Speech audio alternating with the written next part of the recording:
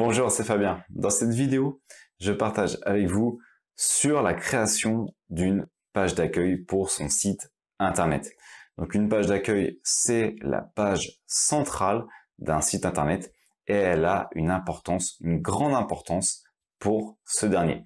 D'ailleurs, il y a différentes études qui le montrent. Il y avait d'ailleurs une première étude qui montrait qu'un visiteur sur cette page d'accueil mettait approximativement 50 millisecondes pour se forger son avis.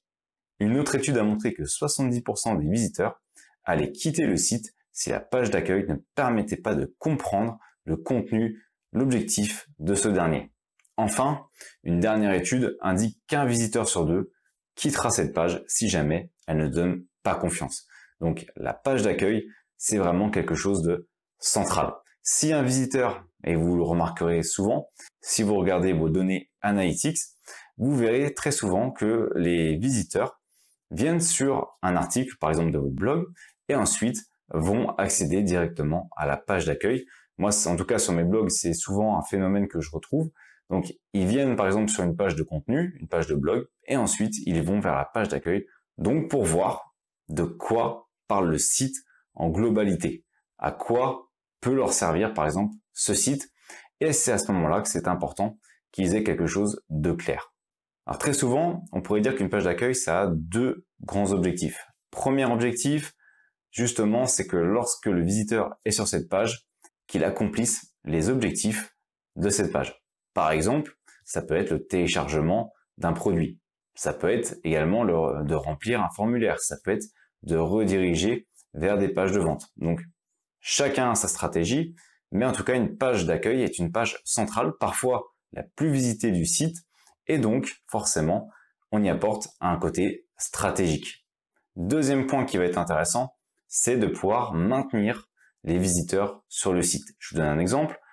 Si jamais quelqu'un arrive sur cette page et qu'il y a une redirection, par exemple, vers d'autres articles ou vers les derniers articles, l'objectif, c'est donc que cette personne clique sur un des articles, soit un des derniers articles, soit un article qui a été mis en avant ou vers une page qui a été mise en avant, une page stratégique, afin de le maintenir sur le site et donc d'augmenter tout ce qui va être statistique, par exemple le temps passé sur le site, mais également de baisser le taux de rebond, donc le nombre de personnes qui auront quitté le site après avoir visité seulement une seule page. Mais j'ai envie de dire, surtout de mon côté, de mon point de vue, la page d'accueil, c'est surtout quelque chose de stratégique pour le référencement naturel. C'est la page centrale du site. Toutes les pages de votre site pointent vers elle. En effet, généralement, ce qui se passe, c'est que dans le menu, on met un lien vers la page d'accueil. Donc, toutes les pages du site vont pointer vers cette page. C'est donc la page centrale et c'est la page racine pour les moteurs de recherche. Elle a donc une grande importance pour le référencement naturel. C'est donc important de la soigner sur ce point. Donc, mettre du contenu, moi je dirais plus de 1000 mots, ça peut être vraiment intéressant à ce moment-là de placer 1000 mots, placer les mots-clés stratégiques qui résument le site internet, la thématique sur lequel ce dernier est positionné. Dès la page d'accueil, ça permet ainsi au moteur de recherche de bien cerner la thématique du site. Si on se replace pour les visiteurs, on pourrait essayer de se poser quelques questions à laquelle la page d'accueil doit répondre. La première, c'est sur quel site internet je suis, sur quel site internet je me trouve. Le visiteur doit pouvoir, en visitant cette page, répondre à cette question, ce qui paraît logique. Lorsque la personne arrive sur la page d'accueil, il doit savoir où il se trouve. Ensuite, si on est dans le cas d'un site internet d'entreprise, quels sont les avantages de cette entreprise par rapport aux concurrents? Mettre en avant ces avantages sur cette page et ainsi peut-être pouvoir rediriger vers des pages de service ou de vente de cette dernière. De même, quels sont les derniers articles, quels sont les derniers produits, quels sont les derniers services mis en avant soit par l'entreprise, soit par le blog, peu importe le type qu'on va faire, mais quelles sont les dernières choses qui sont apparues sur le site, les dernières choses à découvrir. Ensuite, une dernière question, quels sont les choix possibles pour découvrir le site internet? À partir de la page d'accueil, normalement, on doit être en mesure de pouvoir découvrir le site internet. Par exemple, faire des liens vers les grands articles qui vont eux-mêmes rediriger vers d'autres articles et ainsi de suite. Faire des liens vers les grandes catégories qui vont pouvoir rediriger vers d'autres types de contenus. Ça doit permettre, c'est ce qu'on appelle le maillage interne, de facilement circuler depuis la page d'accueil vers l'ensemble du site. Donc, il existe certains types de pages d'accueil et là encore, chacun choisit selon ses objectifs. Personnellement, j'en définis 4 types. Le premier type, c'est le type référencement, la page qui est faite pour le référencement, pour faciliter le référencement, pour faire comprendre au moteur de recherche quels sont les objectifs du site, quelle est la thématique sur laquelle il est positionné. Le second type, c'est le type blog. Derniers articles publiés, notamment avec WordPress, on retrouve ça dans les options du blog.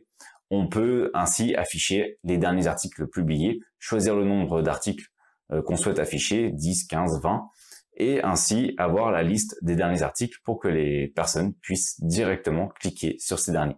Troisième type, c'est le type objectif, c'est-à-dire faire une page d'accueil avec des objectifs clairement définis, par exemple des boutons d'appel à l'action qui permettent d'arriver sur les pages stratégiques et donc mettre directement en valeur ces objectifs afin de calculer justement les taux de conversion depuis la page d'accueil et ainsi donc créer une page d'accueil stratégique pour le site. Dernier type, c'est le type mixte. Et là, on va faire un petit mixte entre tout le monde. On peut faire une page pour le référencement, sur laquelle on va rajouter par exemple les derniers articles, et 2-3 objectifs, 2-3 boutons d'appel à l'action qui vont rediriger vers les pages stratégiques. Donc chacun a sa propre stratégie, chacun fait ses choix.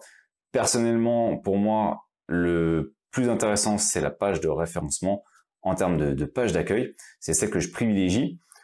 Alors, avant, j'utilisais un mixte. Je faisais page d'accueil, je mettais les 10 derniers articles. Je mettais une page donc avec un type référencement, pas mal de contenu dessus pour expliquer. Et je mettais également des objectifs. Désormais, je suis redescendu plus sur le référencement et également un petit peu d'objectifs avec cette page. Mais en tout cas, j'affiche plus les derniers articles. Les gens peuvent directement aller dans mon menu. Il y a l'onglet blog et sur l'onglet blog, là, ils peuvent accéder aux derniers articles. Donc, ma page d'accueil, c'est un mixte entre référencement et objectif, même si c'est vraiment accentué davantage sur le référencement.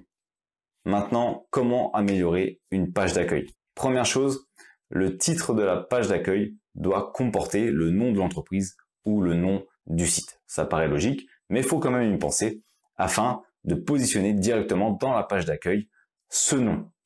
Ensuite, si c'est une page de type stratégique ou même de référencement, vous allez pouvoir positionner dessus des appels à l'action, des boutons pour appeler à l'action. Même si c'est à la rigueur une page de blog, il y a quand même des boutons d'appel à l'action, puisque sur ces dernières, il y a les fameux boutons en savoir plus pour accéder aux articles.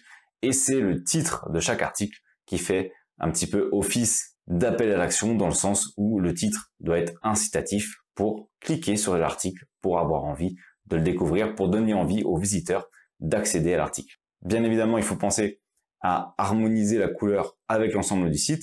Si le site est en orange, on va pas faire une page d'accueil qui est bleue, car ça peut faire un aspect brouillon. Si la personne vient par exemple d'un article de blog et qu'il arrive sur la page d'accueil derrière et que les couleurs sont différentes, ça peut créer un trouble pour ce dernier. De même, pensez à structurer la page d'accueil afin qu'elle soit optimisée pour les moteurs de recherche. Alors si vous faites une page de type blog, il n'y a pas grand chose à faire malheureusement. Par contre, dans le cadre du référencement ou dans le cadre d'une page objectif, à ce moment-là, structurez votre page pour que ça permette au moteur de recherche de bien comprendre de quoi il en retourne. Par exemple, en utilisant bien entendu les balises de paragraphes, vous les connaissez probablement, H1, H2, H3, et ensuite ça permettra ainsi de structurer la page pour les moteurs de recherche, mais également pour les visiteurs qui doivent, à partir de cette dernière, pouvoir accéder à l'ensemble du site de manière simple. Dernière chose, et ça c'est plus personnel, j'ai envie de dire, essayez de faire une page qui a au minimum 750 mots pour le référencement naturel. Si on dépasse les 750 mots, les 1000 mots, les 1500 mots, c'est vraiment une page qui peut être intéressante et avoir un vrai aspect positif booster sur le référencement naturel. Voilà, c'est la fin de cette vidéo. Il ne vous reste plus qu'à créer votre page d'accueil si vous ne l'avez pas déjà fait. Abonnez-vous à la chaîne pour découvrir les prochaines vidéos. Quant à moi, je vous dis à bientôt.